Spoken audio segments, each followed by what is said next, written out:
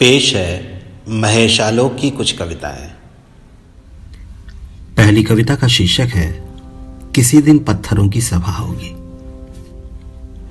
किसी दिन पत्थरों की सभा होगी और वे किसी भी पूजा घर में बैठने से इनकार कर देंगे। वे उठेंगे और प्राण प्रतिष्ठा के तमाम मंत्र भाग जाएंगे कंदराओं में।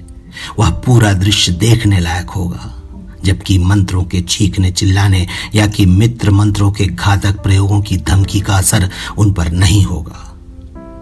वे अपनी सरकार से मांग करेंगे कि उस दिन को राष्ट्रीय पर्व घोषित किया जाए। वे दुनिया भर की मूर्तियों को पत्र लिखेंगे कि अगर सुरक्षित रहना है तो लौट जाएं कलाकारों के आदिम मन में।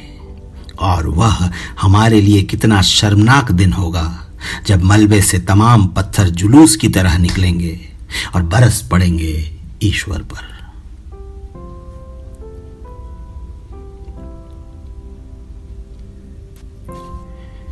अगली कविता का शीर्षक है स्त्रियों के पास दुख के अनेक बाट हैं। स्त्रियों के पास दुख के अनेक बाट हैं। पाठ में चालाक पुरोहित है और नदियां, नक्षत्र, आकाश, चिड़िया, आग, मछली इत्यादि कुछ नहीं है। स्त्रियां अगर इस तथ्य से चकित नहीं हैं तो इसमें चिड़िया, आग, मछली इत्यादि का कोई कसूर नहीं है। इस पर लगभग सभी सहमत हैं। इस पर भी लगभग सभी सहमत हैं कि दुख के वास्तविक पाठ पर वास्तविक विमर्श स्त्रियां शुरू नहीं करेंगी। हो सकता है ईश्वर शुरू करे, उसकी सराय में रहने वाले पुरोहित शुरू करे, वह अंगूठी शुरू करे जो किसी मछली के पेट में जाते जाते बच गई है।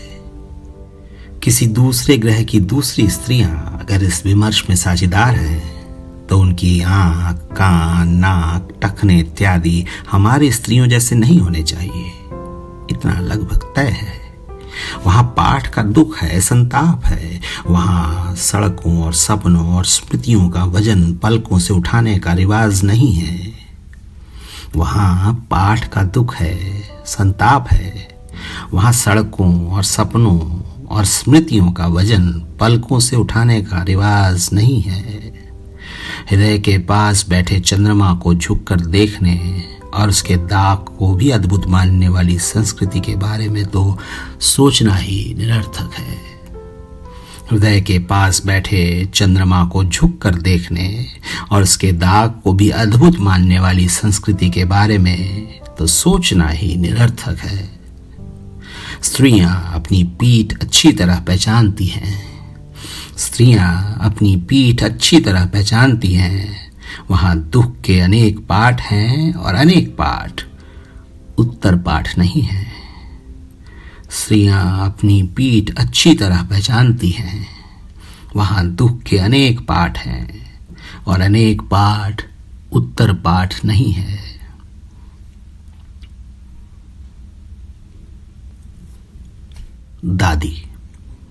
दादी ने बताया कि तुम्हारे दादा अक्सर सपने में आते हैं और खूब बतियाते हैं।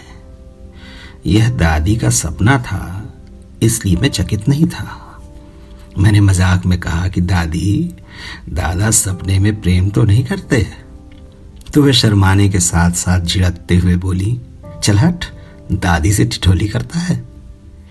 मैं जानता हूं कि दादी दादा से इतना प्रेम करती थी कि उनके प्रेम की सघनता को बताने के लिए किसी बिंब की रचना करना उनके प्रेम के महत्व को छोटा करके आंकना है। दादा के अंतिम समय में वे दादा के पास नहीं थी और कई 100 किलोमीटर दूर अपने बेटे के पास एक सुबह चिल्ला कर बोली कि बेटा दरवाजा खोलो, तुम्हारे पिताजी आवाज दे रहे हैं। और उसके कुछ ही पल बाद सूचना आई कि दादा नहीं रहे। इस घटना को दादी अपने अंतिम समय तक भूली नहीं थी और न ही परिवार में किसी को भूलने दिया था। हम इसकी कितनी भी मनोवैज्ञानिक व्याख्याएं कर लें, दादी के अनुभव को झुठलाना दादी के प्रेम को झूठा सिद्ध करना है। आप इसे स्वीकार करें ना करें, पर यह कहना गलत नहीं होगा कि हम जिसे सचमुच प्रेम करते हैं मृत्यु के बाद भी उसकी प्रतीक्षा करते हैं। आप इसे स्वीकार करें ना करें, पर यह कहना गलत नहीं होगा कि हम जिसे सचमुच प्रेम करते हैं मृत्यु के बाद भी उसकी प्रतीक्षा करते हैं और वह हमें कतई निराश नहीं करता, बिल्कुल दादी के सपने की तरह। और वह हमें कतई निराश नहीं करता, बिल्कुल दादी के सपने की तरह।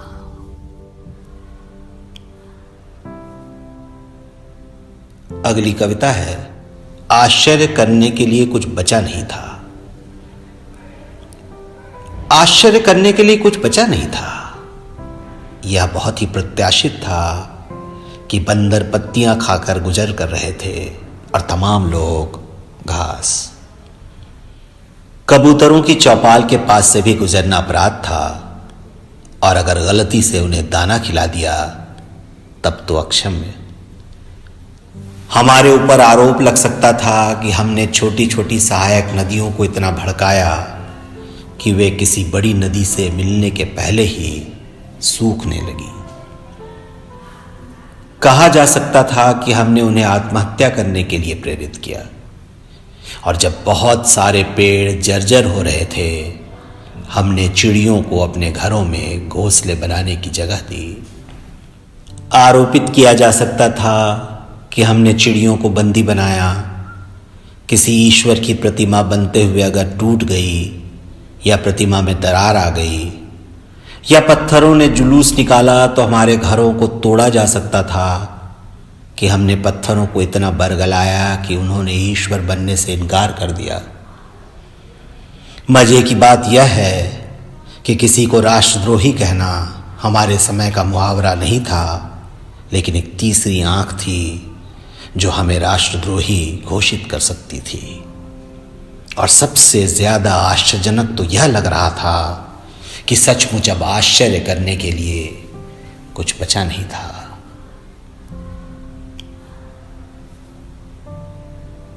अगली कविता है, प्यार।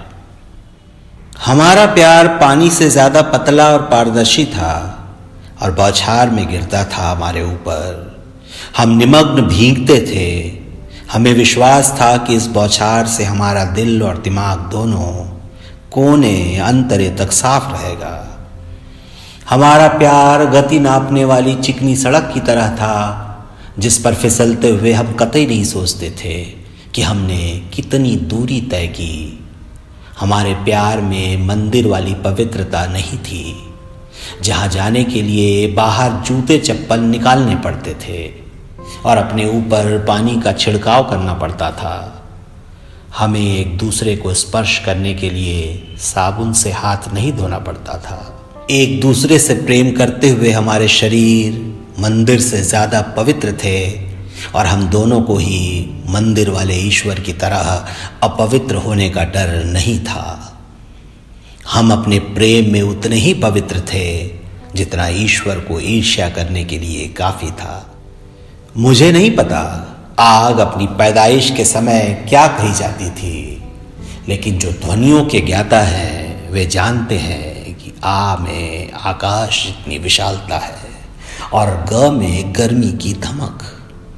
और इस तरह की आग सिर्फ प्रेम में जलती है जिसमें शरीर पककर कुंदन बनता है और हमारा प्यार आग के इसी अर्थ में ध्वनित होता था। हमारा प्यार मामूली चीज़ों को भी ज़रूरी बना देता था। वो चीज़ें हम में से होकर गुजरती थीं और हमें उन पर किसी और का कब्जा बर्दाश्त ही नहीं था। यहाँ तक कि समुद्र और चंद्रमा की रोशनी लेकर आती हवाएं भी उन्हें छूने से डरती थीं कि गुसलखाने की कुंडी तक न डांट दे उन्हें। हमारा प्यार हरी घास पर क्षण भर नहीं था, न ही इस मुहावरे को सच करता था कि सावन के अंधे को हर तरफ हरा हरा सूझता है।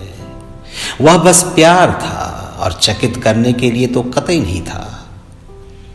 वह बस प्यार था और चकित करने के लिए तो कतई नहीं था कि उसे कभी इस तरह परिभाषित करना पड़े कि देखो हमारा प्यार ऐसा था, कि देखो हमारा प्यार ऐसा था।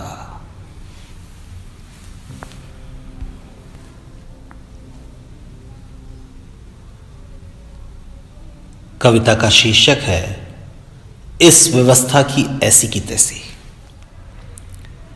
वह चुपचाप चली जा रही है राष्ट्रीय राजमार्ग पर। पसीने से लथपथ उसका शरीर अभी इतना जीवित है कि हवा भी डर रही है कि हल्का सा झोंका भी उसकी जिजीविषा को भंग न कर दे। हवा का शरीर भी ढीला पड़ गया है। वह लगभग निर्लिप्त हो गई है। उसे भूख नहीं लगती, बच्चे को लगती है। पैरों के छालों से उसे दुख नहीं होता।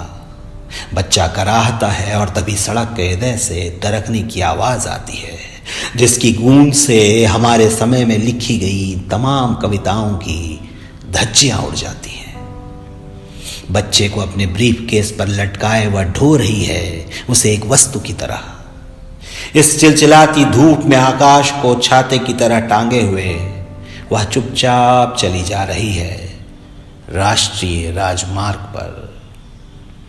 कितनी सांसें छोड़ी और ली उसने अपने घर पहुंचने में, इसकी गिनती ईश्वर के पास भी नहीं है। रोशनी की अंतिम किरण तक वह अपनी सांसें ले रही है और छोड़ रही है।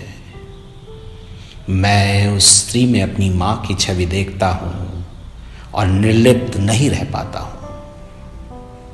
मैं गुस्से में चिल्लाना चाहता हूं, इस व्यवस्था की ऐसी की तैसी, पर चिल्ला नहीं पाता हूं। ब्रीफ केस पर पेट के बल लेटा हुआ बच्चा जाग न जाए, इसलिए चुप रहता हूं।